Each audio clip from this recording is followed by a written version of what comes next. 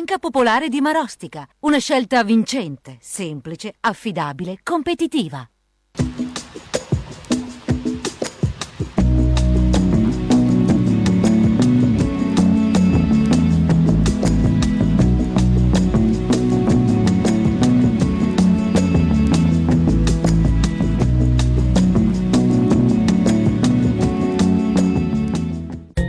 Sabato 5 ottobre, San Placido. È il 278° giorno dall'inizio dell'anno, ne mancano 87 al termine. Il sole sorge alle 7:15 e tramonta alle 18:46. La luna si leva alle 7:41 e tramonta alle 18:48. Muore a Venezia il pittore trevigiano Guglielmo Ciardi. Grande paesista, la sua arte si ispira direttamente alla natura.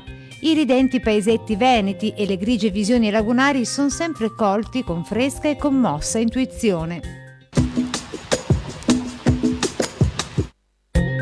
La Proloco di Canizzano organizza dal 4 al 14 di ottobre la Sagra Paesana. Venerdì 4 ci saranno l'associazione Ascoltare per Costruire, le scuole elementari e per l'infanzia di Canizzano con il loro concorso Ama il tuo quartiere. In serata pizza napoletana DOP. Domenica dalle 15:30 pomeriggio a teatro, serate musicali e ricco stand gastronomico.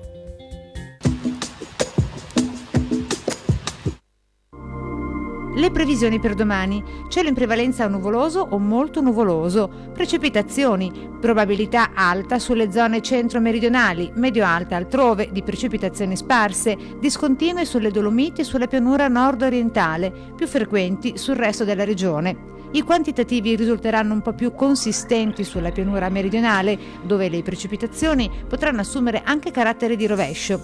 Temperature in aumento.